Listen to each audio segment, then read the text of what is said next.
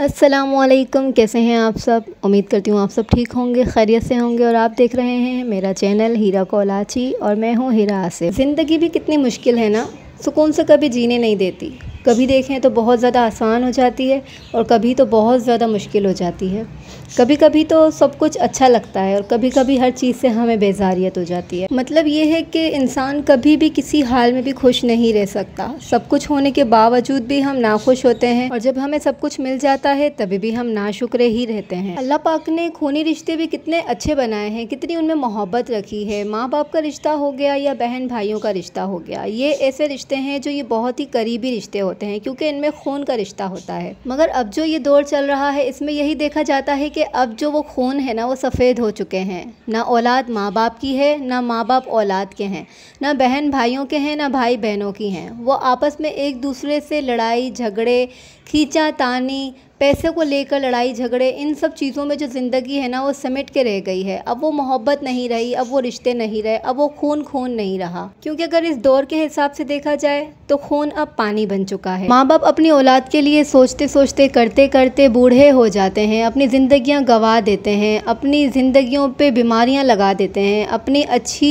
Life को बर्बाद कर देते हैं ताकि अपनी औलाद को परवान चढ़ा सकें, उनके लिए कुछ अच्छा कर सकें, उनके लिए कुछ जमा कर सकें। और जब पूरी ज़िंदगी अपनी जमा पूंजी अपनी औलाद के नाम कर देते हैं तो वही औलाद अपने माँ बाप को भूल जाती है और निकाल देती है और कहती है चलो भाई अब तो हमें दौलत मिल गई है, अब माँ बाप का क्या काम।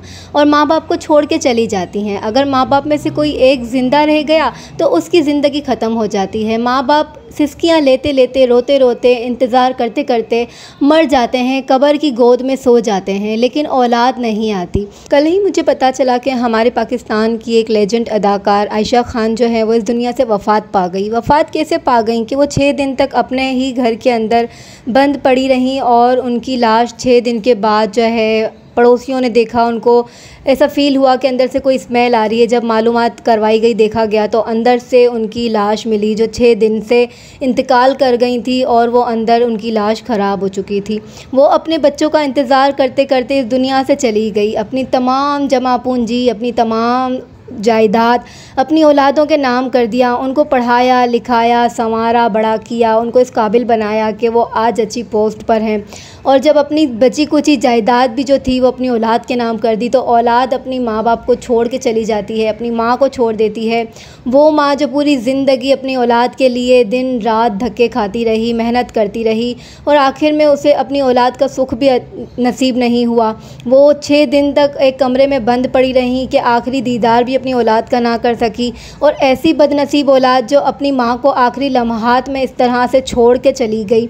बड़ा अफसोस होता है कि वो माँ बाप अपनी ज़िंदगी में अपने बच्चों के लिए कितना कुछ करते हैं और आजकल की जो औलाद है वो खून उनके सफ़ेद हो चुके हैं। उनको एहसास नहीं है कि वो अपने माँ बाप को अपने पास रखें। उनका जो आखिरी वक्त होता है, उनका बुढ़ापा होता है, दुआएं लेने का वक्त होता है, उस लम्हात में अपनी औलाद जो होती है वो अपने माँ बाप को छोड़ देती है, चली जाती है दौलत की लालच में। मगर वो ये भूल जाते हैं कि ये मकाफ़ात अमल है, ये दुनिया गोल है। आज जो बोओगे कल वो पाओगे, अपनी औलाद में ही कल पाओगे। आज अपने माँ बाप के साथ करोगे तो कल आपके बच्चों ने भी बड़ा होना है, कल आपने भी बूढ़ा होना है। तो ये सोच लो कि अपनी सास ससुर और अपने माँ बाप के साथ जैसा सलूक आप लोग करेंगे वैसा ही कल को आपकी औलाद, आपकी बहुएं आपके साथ करेंगी। तो ऐसा दिन आने से पहले उस दिन को आने ही ना दिया जाए। अपने माँ बाप की खिदमत करें, अपने सास ससुर की खिदमत करें और कल अपनी औलाद से वही सिला पाएँ। 4 दिन की ज़िंदगी है, मोहब्बतें बाँटें और मोहब्बतें पाएँ। अपने माँ बाप से, अपने बहन भाइयों से दिल लगा के मोहब्बत करें।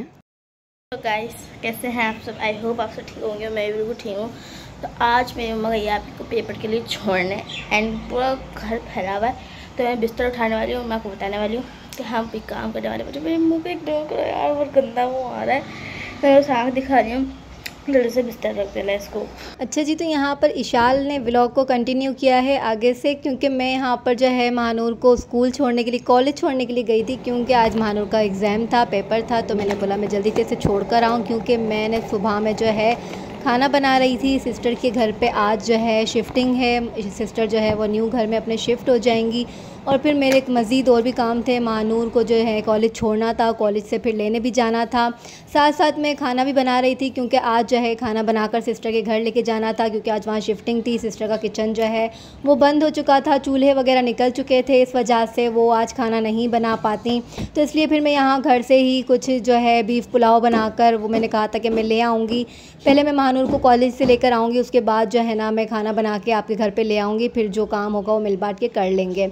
तो यहाँ पर ईशान ने कहा कि आप जाके आप ही को लेकर आ जाओ, आप गोश्त चढ़ाकर चली जाओ, गोश्त बन जाएगा तब तक मैं देख लूँगी और यहाँ पर मैं घर की सफाई कर देती हूँ। अभी मैंने पूरे तीनों रूम तो कर दिए हैं, अब किचन के जो है ना बाकी का मम्मा करेगी, क्योंकि मेरी हालत तो ना हो गई है तो मेरे में इतनी हिम्मत नहीं है। तो बस जी फिर मैं महानूर को कॉलेज से लेकर घर पर आई और आते के साथ देखा तो गोश्त भी हमारा जो था वो टेंडर हो चुका था, गल चुका था। यहाँ पर मैं बनाने लगी थी बीफ पुलाव, क्योंकि बीफ पुलाव टाइम लेता है बनने के लिए। तो यहाँ पर मैंने सारा मसाला वगैरह जो है वो चढ़ा दिया था ताकि वो मैं अपना काम भी मज़ीद साथ साथ करती रहूँ। तो यहाँ पर जो है गोश्त जो है हमारा गल चुका है, बहुत अच्छे से गल चुका था। यहाँ पर मैंने आलू वगैरह डाल दिए, पानी साथ में डाल दिया ताकि ये जो आलू हैं वो गल जाएँ। और जैसे ही आलू गल जाएंगे तो हम इसके अंदर जो है राइस ऐड कर देंगे जो हमने पहले से ही भिगो के रखे हैं। जब भी मैं पुलाव या चावल वगैरह बनाती हूँ तो मेरी आदत है मैं चावल को जो है ना 20 मिनट पहले ही भिगोकर पानी डालकर रख देती हूँ, जिससे हमारे चावल जो हैं पुलाव हो गए, बिरयानी हो गई, सादे प्लेन राइस हो गए, वो हमारे बहुत अच्छे बनते हैं, खिले खिले बनते हैं। तो बस यहाँ पर जो है मैं पुलाव ऐड करूँगी, चावल ऐड करूँगी पुलाव के अंदर और जल्दी से उसे दम पर रखूँगी। फिर चलते हैं मज़ीद सिस्टर के घर पे, क्योंकि वहाँ पर आज सिस्टर के घर पे न्यू शिफ्टिंग है। उनका जो ओल्ड घर है वहाँ से उनको छोड़ के अपने नए घर में शिफ्ट होना है। तो चलकर देखते हैं सिस्टर ने अपना कितना काम वहाँ पर कर लिया है और हमारे हिस्से क्या काम आता भी है या नहीं आता है, वो हम मज़ीद आगे के व्लॉग में देखेंगे। यहाँ मैंने 1.25 किलो के करीब जो है वो बीफ पुलाव बनाया है, जिसके अंदर मैंने 1 किलो गोश्त ऐड किया है, 1 किलो आलू ऐड किए हैं और 1.25 किलो के करीब मैंने उसमें चावल ऐड किए हैं। यहाँ पर हमारा जो पुलाव है वो एकदम डन हो चुका है। मैं यहाँ पर पैक कर रही हूँ, पूरा देगचा उठा के मुझे लेके जाना है, क्योंकि सिस्टर का घर जो है वो मेरे घर से बहुत ज़्यादा दूर है। मुझे यहाँ से रक्षा करवाना पड़ेगा, रक्षे में बैठकर फिर मैं जाऊँगी, दोनों बच्चियाँ मेरे साथ ही होंगी। तो यहाँ पर मैंने गर्मा गर्म देगचा जो है वो पैक कर लिया है और यहाँ पर हम तैयारी कर रहे हैं सिस्टर के घर जाने की, क्योंकि यहाँ पर जो टाइम है वो 5:30 बजे का हो चुका है।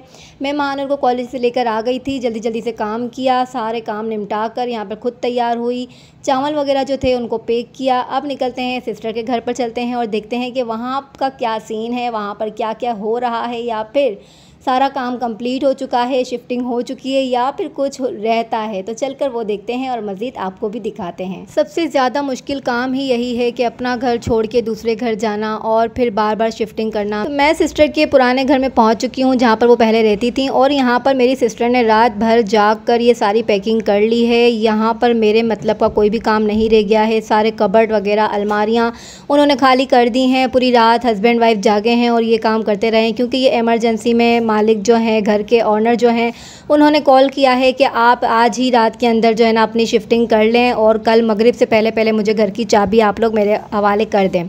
तो यहाँ पर पूरा इमरजेंसी में ये सारी शिफ्टिंग होने लगी है। घर तो उन्होंने पहले ही ले लिया था, मैंने पिछले व्लॉग में दिखाया था, मैंने वॉश वगैरह किया था, सारी सिस्टर ने मिल बांट कर सारे वहाँ पे काम कर लिए थे। बस यहाँ पर जो है इस घर से शिफ्ट सारा सामान उस घर में करना था। यहाँ पर मेरे भाई और मेरे बहनोई जो हैं वो सारा जो फर्नीचर वगैरह है सिस्टर का वो उठाकर बाहर रखने लगे हैं, क्योंकि मज़दूर आ चुके हैं। वहाँ पर मज़दूर ये जो है दूसरे घर में लेकर जाएंगे। नीचे गाड़ी खड़ी हुई है जिसके अंदर सारा सामान जो है वो अभी लोड होगा। मेरी सिस्टर जो है वो इस घर के अंदर 6 मंथ पहले ही शिफ्ट हुई थी। बहुत ज़्यादा टाइम नहीं गुजरा है इस घर को छोड़ने का मकसद सिर्फ यही है कि ये बिल्डिंग जो है बहुत ही खस्ता हाल में हो चुकी है।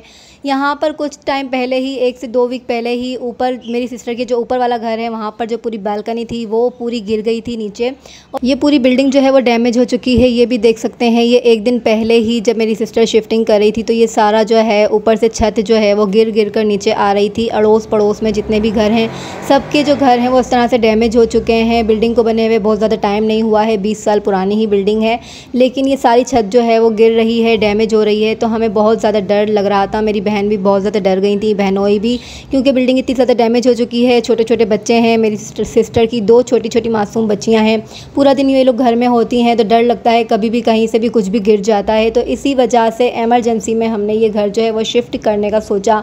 इसलिए मेरी सिस्टर ने बस 1 वीक के अंदर अंदर ही अपने लिए नया घर ढूंढा कि बस यहाँ से मैं घर छोड़ के चली जाऊँ। ये आप देख सकते हैं इस तरह से कभी छत गिर जाती है, कभी बालकनी गिर जाती है, कभी कोई पिलर गिर जाता है। तो ये बिल्डिंग जो है पूरी डैमेज हो चुकी है, जिसकी वजह से एमरजेंसी के अंदर इस घर को शिफ्ट करने का जो है ये सोचा गया। और बहुत ज़्यादा मुश्किल होता है घर को शिफ्ट करना, अपने घर को छोड़ के दूसरे घर जाना, बार बार पैसा खर्च करना। मेरी सिस्टर भी जो है वो इतनी अमीर रईस कबीर तो है नहीं, मेरे बहनोई की भी जो है वो सिंपल सी जॉब है, अपना घर नहीं है, रेंट का घर है।